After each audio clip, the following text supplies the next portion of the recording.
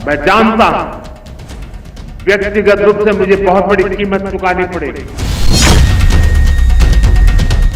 प्रधानमंत्री नरेंद्र मोदी के खिलाफ अब तक की सबसे बड़ी साजिश शुरू हो गई है।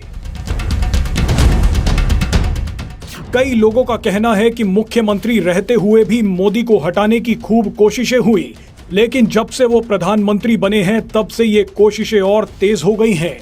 और अब तो स्थिति ऐसी हो गई है कि इस षड्यंत्र में कई देश शामिल हो गए हैं। सोशल मीडिया पर चर्चा है कि जिस तरह से डीप स्टेट ने बांग्लादेश में शेख हसीना को हटाया था, उसी तरह से एक बार फिर पीएम मोदी को हटाने के लिए डीप स्टेट ने पूरी जान लगा दी है।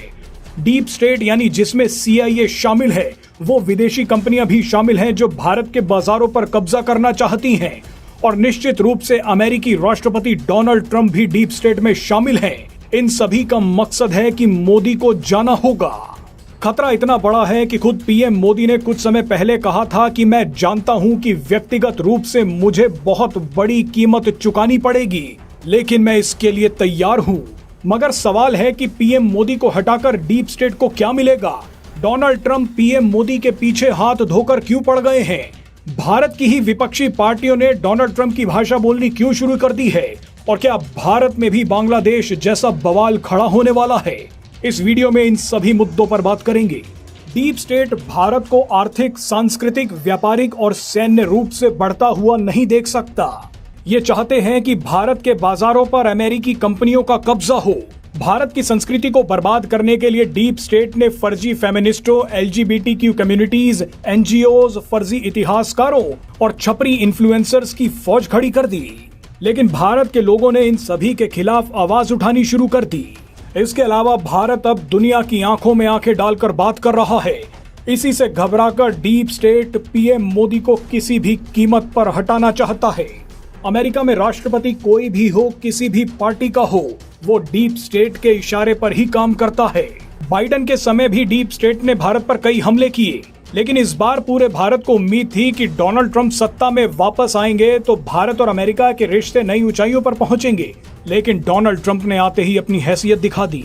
मामला पहले तब बिगड़ा जब डीप स्टेट और अमेरिका की बड़ी बड़ी कंपनियों ने डोनाल्ड ट्रंप पर दबाव बनाया कि उन्हें 140 करोड़ वाली भारतीय मार्केट पर कब्जा करना है।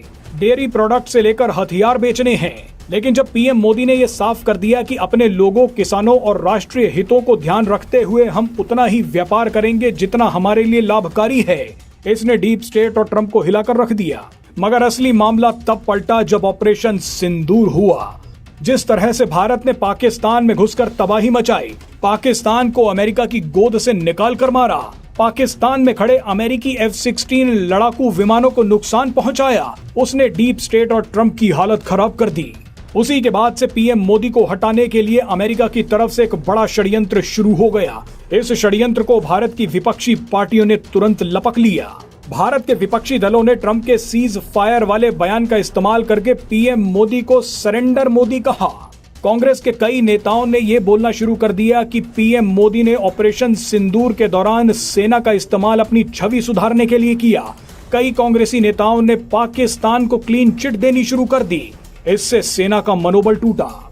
लेकिन विपक्षी दल यहीं नहीं रुके। उन्होंने अमेरिका के दबाव के बीच पीएम मोदी पर वोट चोरी का आरोप तक लगा दिया। आप ये जानकर हैरान हो जाएंगे कि जब शेख हसीना का तख्ता पलट हुआ था तब उन पर भी विपक्षी दलों ने वोट में गड़बड़ी का आरोप लगाया था। रिपोर्ट्स के मुताबिक बांग्लादेश के विपक्षी दल अमेरिकी डीप स्टेट के संपर्क में थे। मुद्दा वोटों का बनाया गया। बांग्लादेश में स्थिति को इतना खराब कर दिया गया कि शेख हसीना को देश छोड़कर भागना पड़ गया। मुद्दा भले ही वोट में गड़बड़ी का बनाया गया हो, लेकिन असली कारण ये था कि शेख हसीना ने अमेरिका को चिटगोंग के पास सेंट मार्टिन आइलैंड देने से मना कर दिया था। इस आइलैंड पर अमेरिका अपना नेवल बेस बनाना चाहता था। ऐसा ही कुछ पाकिस्तान में हुआ जब रातों रात प्रदर्शन करवाकर इमरान खान को सत्ता से हटवा दिया गया। उन पर भी वोट में गड़बड़ी का आरोप लगाया गया था। शेख हसीना की तरह इमरान खान ने भी खुलकर बोला कि अमेरिका ने उन्हें सत्ता से हटवाया है। एक्सपर्ट्स के मुताबिक अमेरिका ने इमरान खान की बर्बादी उसी दिन तय कर दी थी जब इमरान खान पुतिन से मिलने के लिए मॉस्को पहुंच गए थे। मजे की बात देखिए कि जिस वक्त इमरान खान पुतिन के साथ थे, उसी दिन रूस और यूक्रेन जंग की शुरुआत हुई थी। रूस छोड़ने से पहले इमरान खान ने पुतिन का साथ दिया। उसी वक्त अमेरिका ने ठान लिया कि इमरान खान अब पाकिस्तान के प्रधानमंत्री नहीं रहेंगे। बहरहाल अब डीप स्टेट पीएम मोदी के पीछे पड़ा हुआ है। पीएम मोदी जिस तरह से भारत को आर्थिक और सैन्य शक्ति बना रहे हैं, भारत सबसे तेजी से बढ़ती हुई अर्थव्यवस्था है और सबसे शानदार खुला बाजार है। दुनिया भारत के साथ व्यापार करना चाहती है, लेकिन भारत के बाजारों पर अमेरिका कब्जा करना चाहता है। भारत के बाजार का नाजायज फायदा उठाना चाहता है, लेकिन पीएम मोदी ने साफ साफ मना कर दिया है।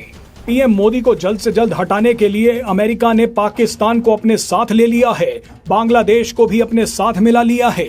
यहाँ तक कि भारतीय विपक्षी पार्टियां भी अमेरिका का साथ देती दिख रही हैं, मगर पीएम मोदी सभी से अकेले लड़ रहे हैं।